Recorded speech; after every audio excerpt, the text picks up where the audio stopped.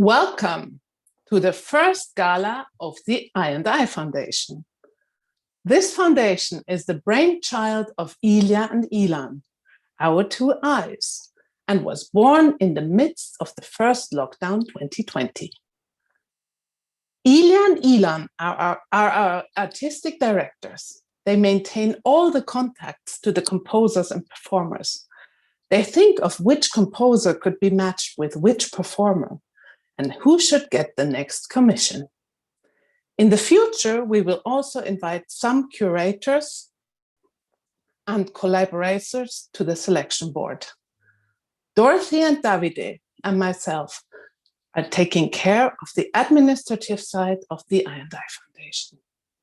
My name is Anna Naomi. I'm the president of the board, and I am very excited to welcome you today.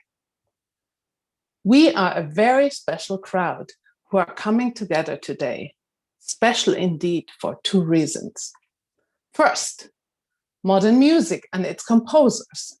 The aim of our funding is, let's say, not yet everybody's darling. Frankly, we do not nourish the illusion that we can change this in the very near term. What we aim at has more to do with a long-term contrarian investment. It's about the creation of new music, and thus we are dealing with the future. The second moment, which makes this Gala Zoom event so special, is the rare and game-changing period we all are currently living through. This will, like all such periods in human history, have a groundbreaking influence on the creation as well as on the presentation of music. In this special time, we, the I&I Foundation, want to be among the first to grasp the new spirit, and we certainly hope for nuggets that will emerge from our efforts. The idea of the foundation is to support the creative process of the composition, to bring together performers with composers, to help them find each other. Our dream and our goal is that in 10 years' time, new music is a natural part of our daily life. The foundation began as a Swiss foundation under roof of the Fondation des Fondateurs. Just recently, we have started a partnership with a fiscal sponsorship organization in the US. This now means that also US-based donors can make tax-deductible contributions to the American Friends of the I&I Foundation. Let me give you a little overview over the next 40 minutes. Ilya will first give you some insight over the commissions we were able to give out in 2020 and 2021. This will be accompanied by some wonderful music. Then Davide will moderate a meet and greet with Skye Mcclay, one of our 2020 composers. After that, Ilan will speak about our future projects for 22 and 23. Then we will hear a few thoughts from Davide about sustainable impact that can be created through the I&I Foundation. Finally, we will have the Q&A section moderated by Davide. Please place all your questions during the event through the Q&A function of Zoom. And at the end, a few closing words from Dorothy. Let me stop here and hand over now to our founder and artistic director, Ilya. Dear friends, from the big heart of this little foundation, let me thank you for being there for us and being here today. You have encouraged us, you have motivated and supported us, and without this support, we certainly wouldn't be here. The I&I is about communication. It is about communication between creative minds, be it performers, composers, or promoters, across the board. Being a performer myself, I've always been fascinated by the communicative process with living composers, by discovering the vibrant minds behind the works we interpret. The amount of sheer talent out there today is just waiting to be discovered. At the same time, it has become very clear to me in the process how complicated this process of commissioning and performing new music has become. And as a result of that complexity, how little new music we are actually hearing. If you had gone to a concert 100 years ago, you'd have seen and heard the work by a living composer on practically every concert program. That is because art evolves and revolves around living and breathing creative mind, just like it still does in other art forms, including, incidentally, other non-classical music genres. Our foundation aims to put new music back into the spotlight, where it had been until a relatively short time ago. In order to do just that, we are simplifying the communication process. And we're doing that because commissioning a new work should be simple and accessible. How often have I met my colleagues who were willing to commission, but were afraid to ask? The best thing so far for me, aside from seeing beautiful pieces of music come to life, was the feedback from performers who came to us saying, we'd love to commission with your help, we'd love to find out more. And frankly, this is exactly what we're here to do. In less than 1 year, we have commissioned and helped to commission 12 pieces, from solo to ensemble to orchestra, and the list is growing. Among the works commissioned and being written as I speak are so-called micro commissions, the term we coined to describe a piece for solo instrument or a small ensemble of about 10-minute duration. These pieces are written, for example, for international cellist Mark Hornung by Kate Soper from the United States, for the accordionist Gennady Rotary by the German composer Christoph Philipp Meyer, an ensemble piece for nickel ensemble by the Russian Elena Ricova, an ensemble piece by the Swiss Tobias Krebs, and the list goes on. We've also recently established a running partnership with the Lucerne Festival, who will contribute to creating 5 to 8 new works every year for their recital series. And we're talking to other festivals and promoters in order to bring new beautiful music closer. Let me tell you about the first 5 micro commissions we had given out to some of the most distinctly talented creative minds in the field.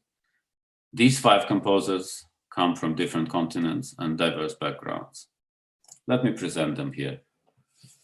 Marina Horkova from Russia, Yair Klartak from Israel, a Japanese Yu Kuwabara, an American Skye Mcclay, and Lawrence Dunn from the United Kingdom.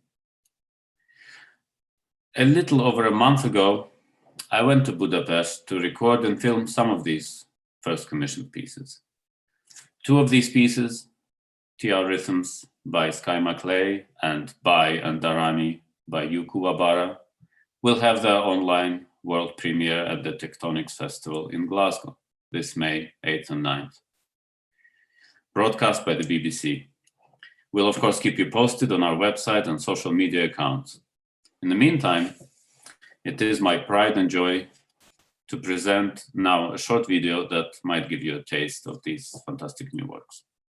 Thank you.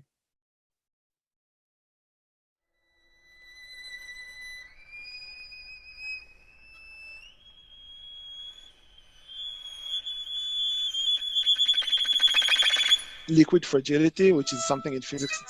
It's kind of it's a property of material. It's like you know how, like for example, glass in some temperature becomes liquid. So you can measure for each material what's the fragility of it. Like it means in which heat becomes liquid. So here, yeah, it was just you know, you have this like kind of stream of very kind of dense and slow mass moving, and it kind of was the inspiration of like this like points where the material is sort of warmed up and become liquid in a way, you know. It's kind of between solid and liquid.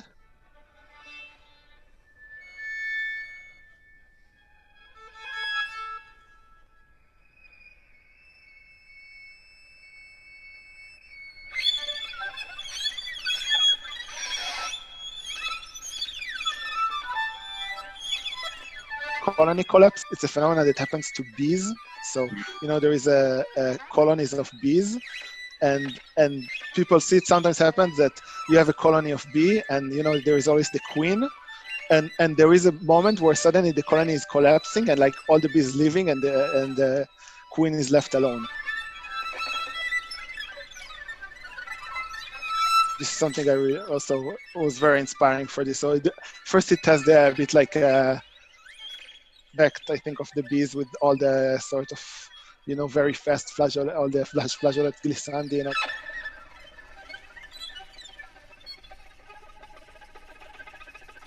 And it has the moment where like everything collapses into like one thing, this nothingness.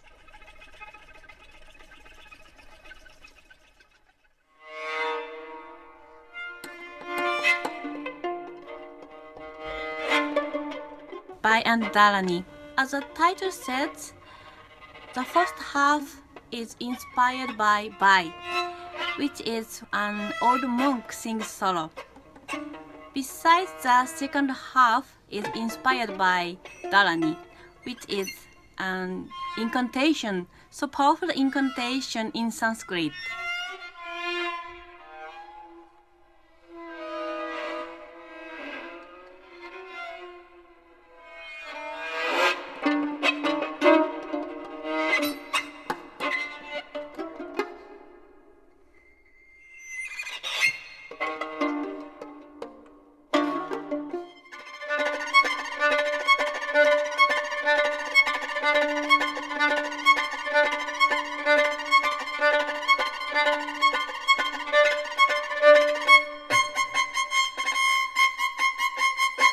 The title is based on, I guess, the idea of transformational rhythms.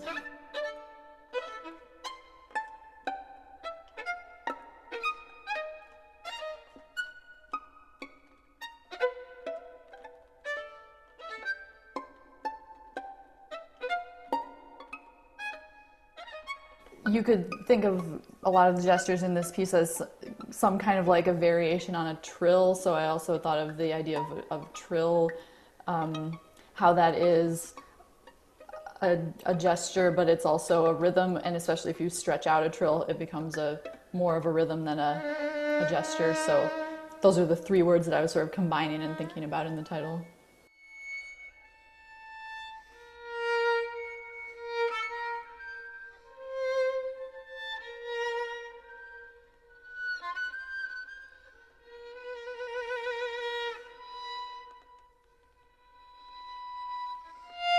We have here composers representing Japan, United States, and Israel, so 3 continents, 3 completely different backgrounds, and you can hear it immediately in the music, the richness, the diversity of styles. It's just mind-boggling, really.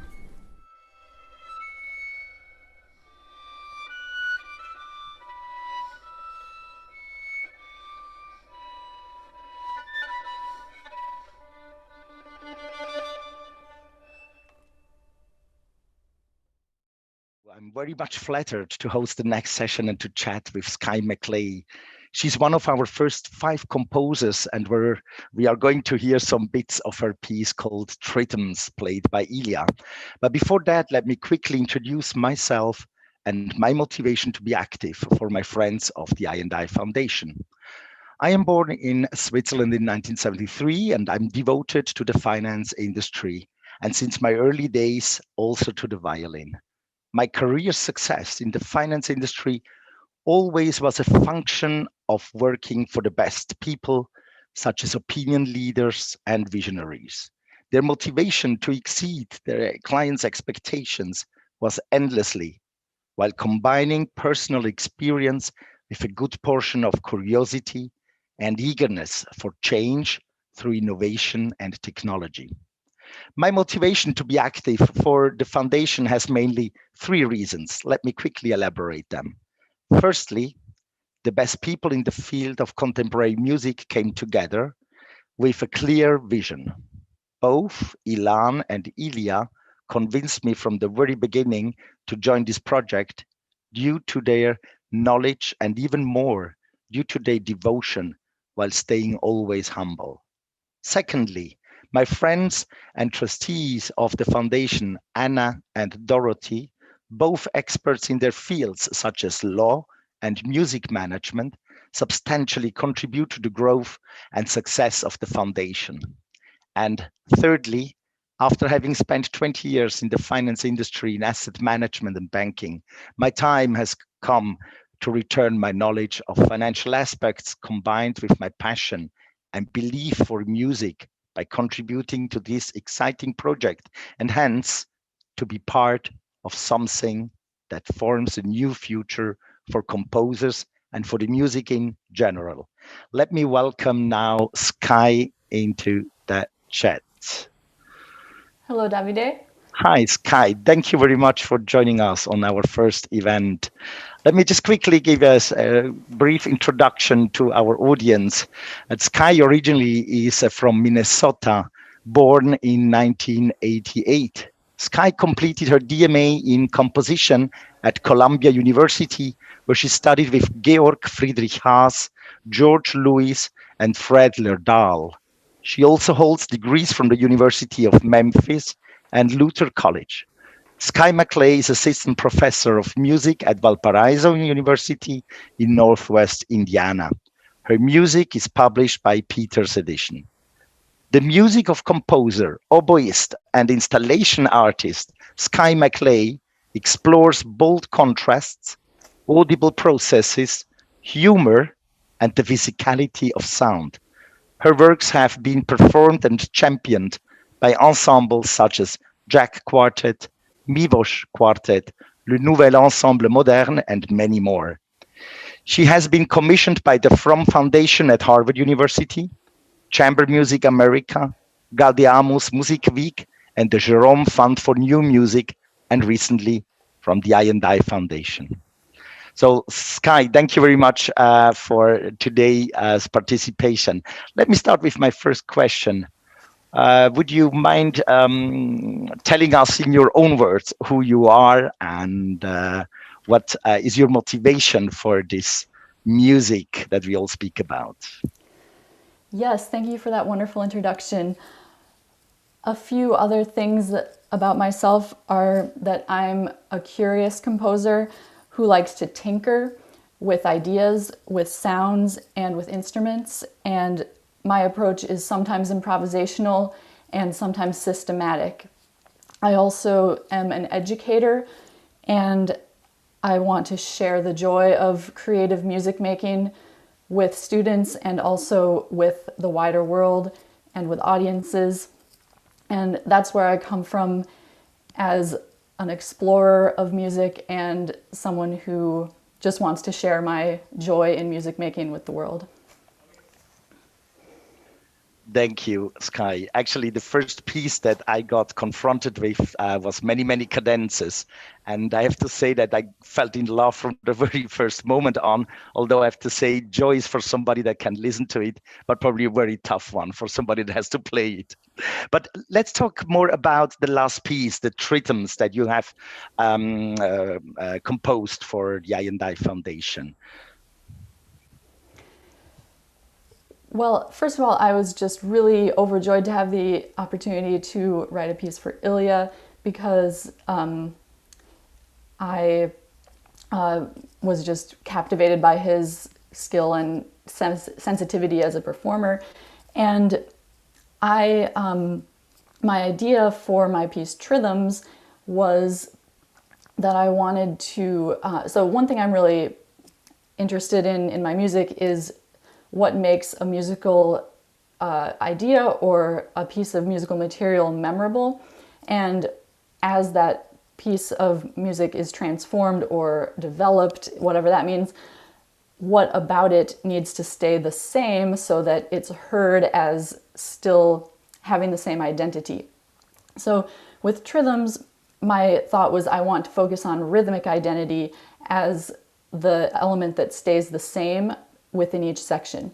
So in each section, I make one short rhythmic phrase that repeats many times, and other elements like the pitches, the timbres, and the dynamics go through a transformative process that might totally change just the harmony, or might completely change the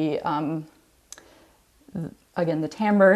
And so you hopefully have familiarity, yet by the time the process of the section is done, you have a whole new sound. And I think the sections are pretty different from each other, but also have this connection, the concept of the repeating rhythm that connects them all. Okay, thank you very much. Very fascinating, actually. It's a little bit a pity that we cannot hear right now into your piece that we have recorded, but let's see whether by the end we have a way to show that.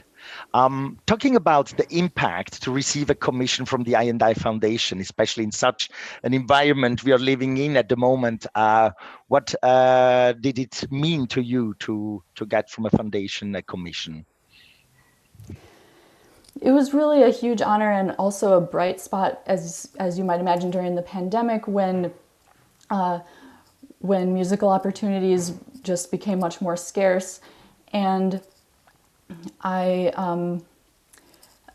really admire all of the other composers that were selected for the first round. So that was just very inspirational to be among them, and to have an excuse, or have a bit of a inspiration to go listen to more of their music. And I hope that we'll be able to have some concerts together in the future, where at least some of us get to gather in person and hear these pieces come to life. And in general, it gave me just a really special project to work on. That wasn't, it was a good scope of project for me at the time, and I'm just so happy with the video, and I think it will be a wonderful program when Ilya plays all of them together. Thank you very much. Let's come to the last question that I have. As we have heard very recently, you got the Guckenheim Fellowship Award, that I would say in the US definitely belongs to the top awards that you can achieve. So first of all, congratulations for that. And would you be so kind to share with us actually what this Fellowship Award is all about, that is sponsored by Guckenheim? And please. Yes, thank you. Well, the Guckenheim is basically, you propose a project, and then you, it is supposed to give you financial support so that you have plenty of time to work on it. And in my case, that means I get to take some time off from teaching in order to just focus on my project, which is an album of, I call it a composer-performer portrait album. As you mentioned, I'm an oboist, and my plans for the album are to record some chamber music that I have already written that includes oboe, like for example my oboe choir piece that I've never really had a great recording of, but I know the piece has a lot of potential, and some other new pieces that are chamber pieces that include oboe with my collaborators Ghost Ensemble, and also a piece that actually doesn't include oboe but is, I would say, philosophically related to my oboe performance practice, which very much explores related constellations of multiphonics and also psychoacoustic phenomena. And that piece that I'm referring to is a piece for saxophone and electronics for Ryan Muncie, so that will be on the album. And that's my main project. I also may do more installation work during this year, but that is my plan so far. Very cool. So that means, in other words, actually the Guggenheim Award helps you actually to fulfill the entire value chain from the composition moment to the premiere, which it's getting more and more complex. It's not as easy as it used to be 100 years ago. Absolutely. Cool. Skye, thank you so much. I hope you stay with us for the remaining part of the event. Thank you. Thank you, Skye. Hi, everyone. Great to hear Ilya's playing, and it's fun. I'm so looking forward to hearing these works very soon. We will be able to hear on the 8th and 9th of May Yu's piece, and also Skye, and I'm sure the other pieces by Lawrence Dunn, Marina Horkova, and Yu Kawabara, Yair Klartag will be shown soon. and I'm sure that Ilya will also play this repertoire everywhere. I want to thank everybody that was here so far. I want to first thank Ilya. A year ago, he approached me about this fascinating project, and I was so happy to be asked to do this.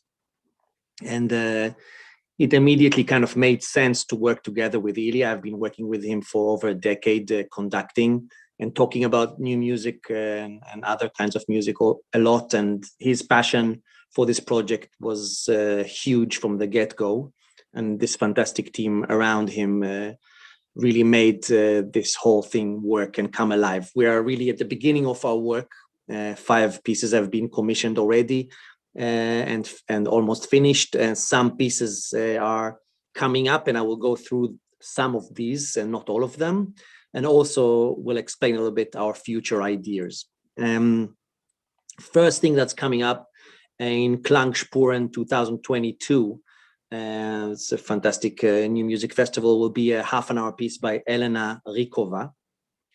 Elena is one of the leading young composers around today. She studied in Harvard University with Chaya Chernovin and has been doing great things. She's also an artist, and a lot of her music combines art and different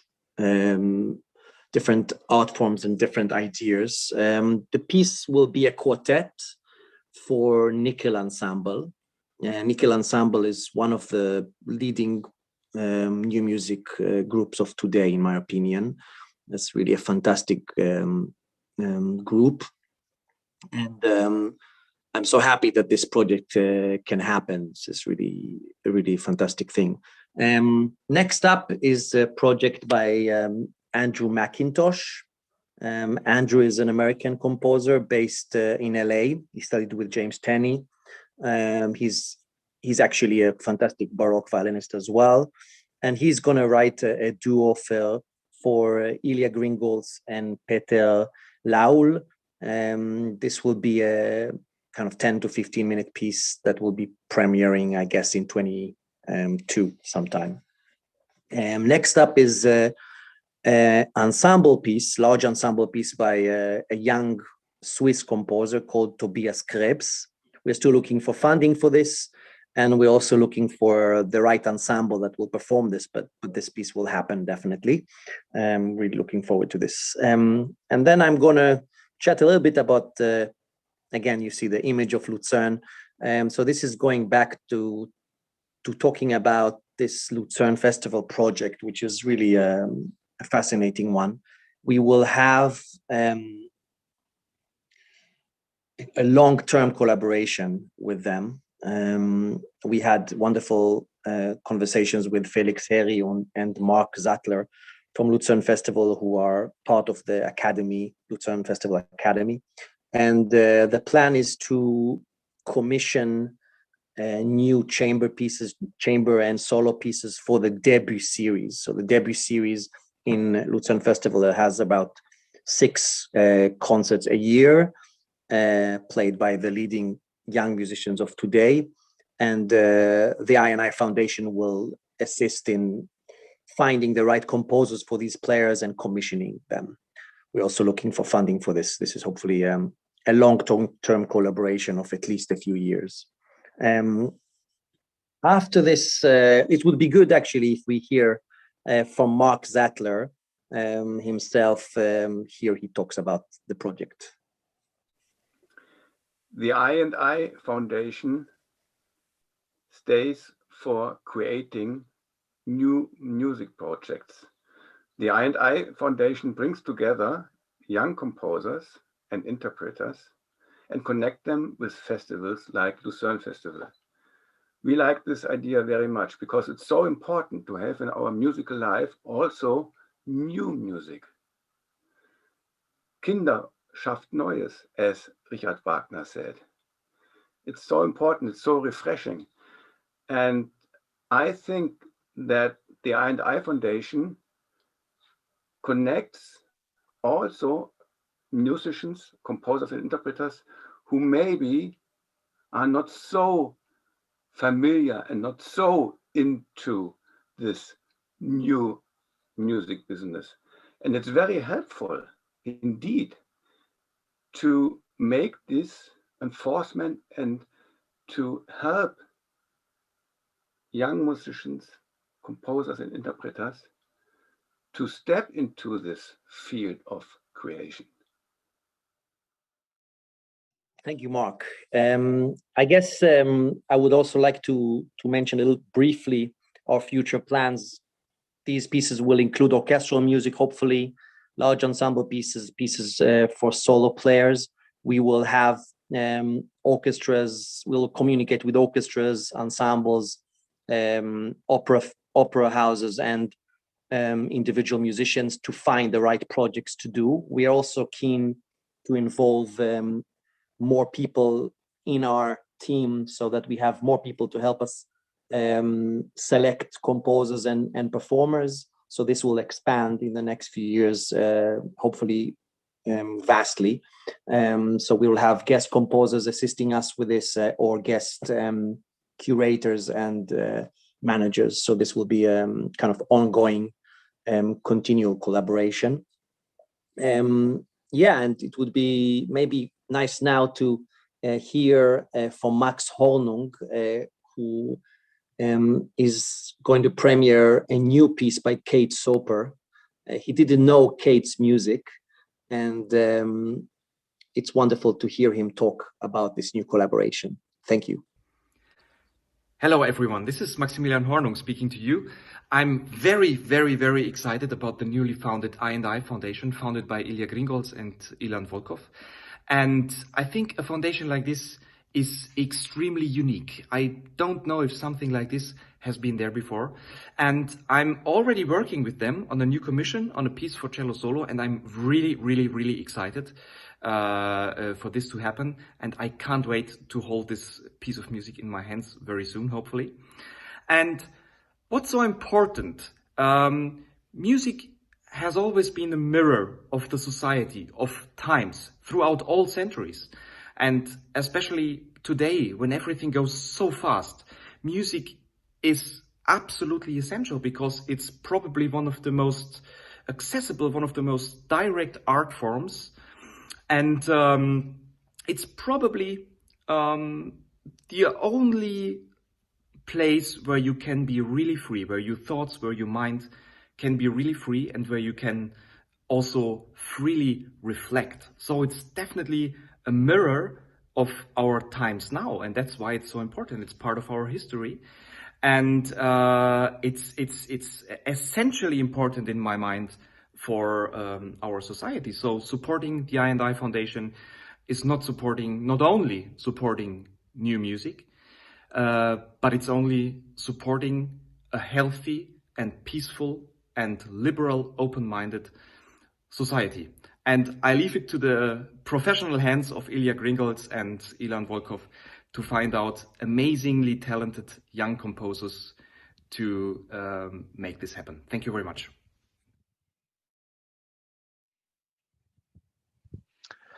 Very nice closing words from Maximilian. And yes, actually, I would also say with the due diligence process that has been started and select the top 5 names that we have today, and also with Skye that has been awarded by Guckenheim, I think the co-artistic directors are doing really a great job here. Thank you for that, Ilan and Ilan. So let's come to the donation, because we also have received in the chat a question how that actually works. So thank you very much for that one. I want to address that quickly. Is that, I mean, in the history, in the past, I mean, private persons such as dukes and royals used to commission regularly composers such as Mozart, Haydn, Beethoven, and vice versa. The commissioners received the pieces in donation form. And also the musician that were playing the pieces were much closer to the composers. And in today, the market for commissions, unfortunately, is very much driven by a variety of subjects like publishers, festival organizers, art managers.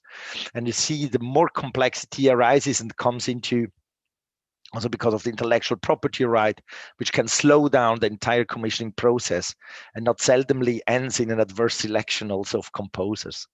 The I&I Foundation, as you have heard from Ilya and Ilan, wants to democratize the process and break down the complexity of the value chain from the composition to the premieres.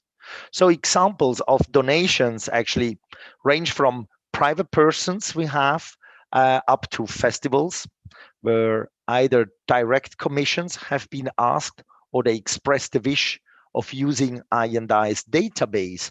It is an extensive shortlist of qualified composers globally and with a high degree of diversity concerning gender, social, and educational background. And there aren't any limits of creative solutions. We mainly categorize three different type of commissions: the solo instrument piece, ensembles, and symphonic pieces or operas. And I mean, should we have raised your desire to have a closer conversation with us, please do not hesitate to contact us, and we will consult you with your ideas and find the most appropriate composer. As the responsible for the financing side of the foundation, I very much put an eye on the administrative cost side.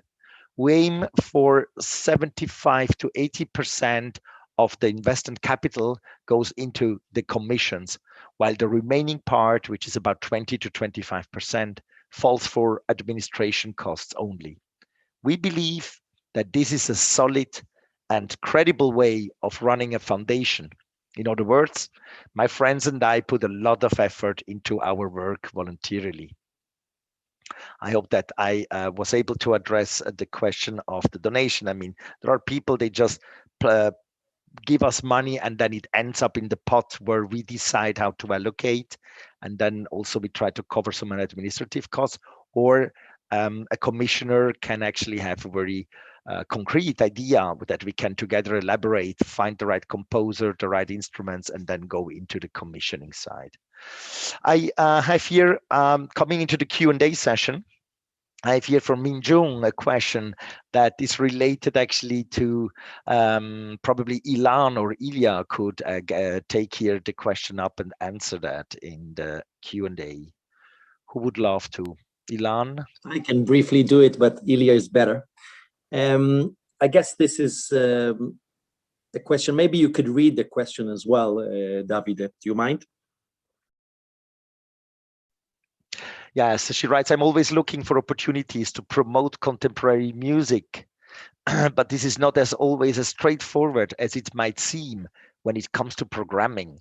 How do you think, therefore, artists, composers, and festival promoters can help each other to create diverse ways to promote contemporary music and export it internationally to introduce it to a wider audience?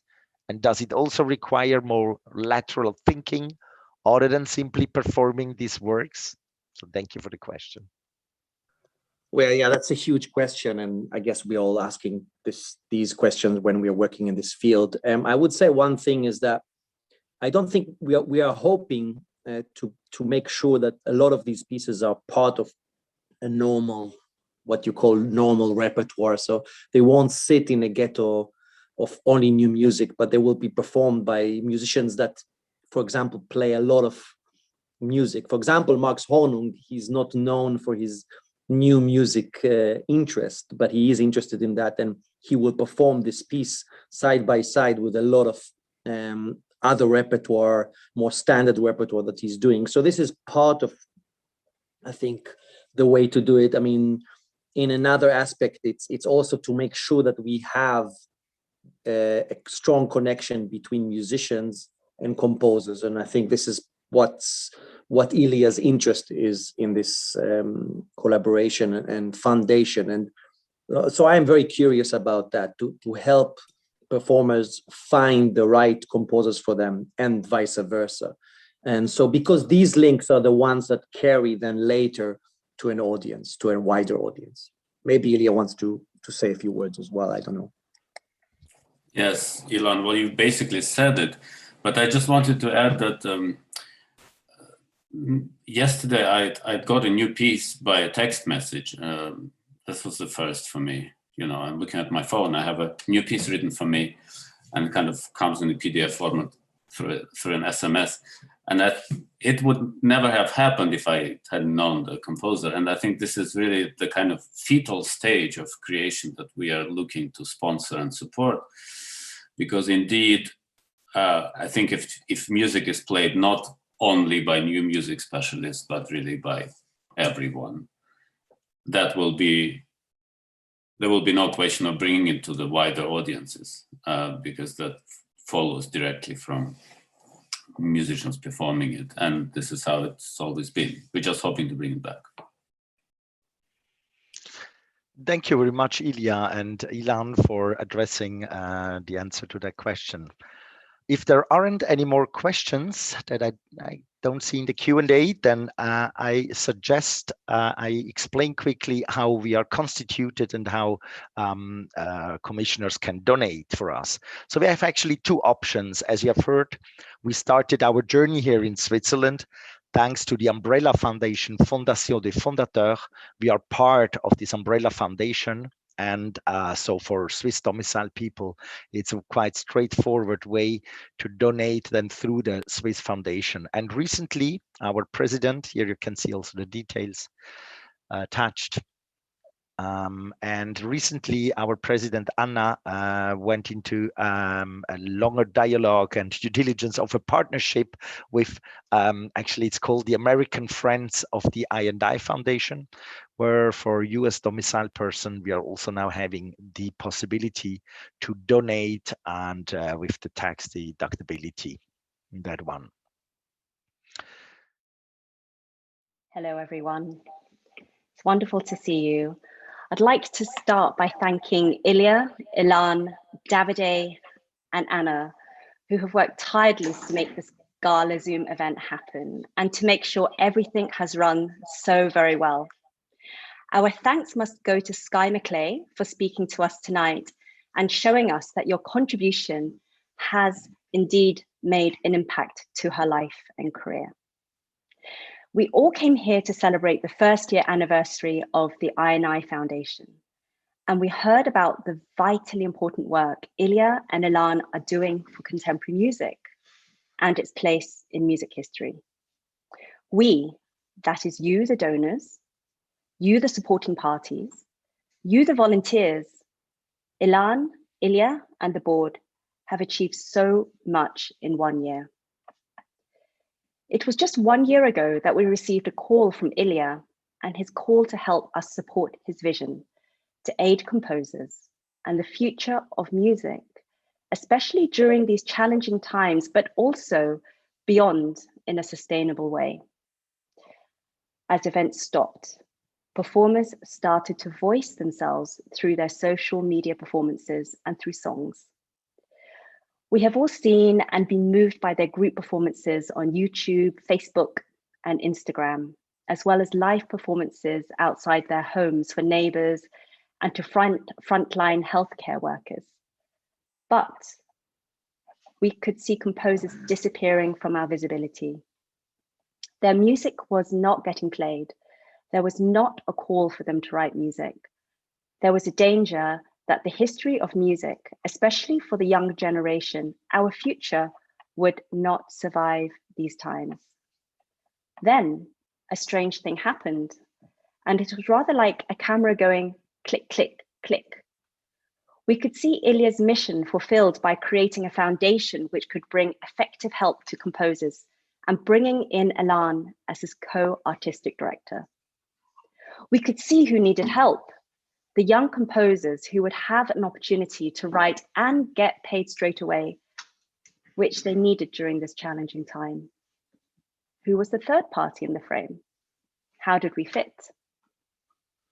The deduction from this is, of course, if you are to be concerned in trying to keep the course of the future of music alive and vibrant, and on the flip side, to help writing history, or trying to keep the next generation of talents of composition, or helping Ilya and Ilan continue their work in keeping the creative process flowing, you can try to protect this and project this in many ways, as our team have shared with you today. We've achieved so much in 12 months, and it doesn't really stop here. We have a chance to make a difference, and to many individuals and their stories, and to personally connect with these great, young, talented composers. On this note, I will leave you with another treat from Ilya and one of our 2020 commission composers, Yair Klatarg from Israel.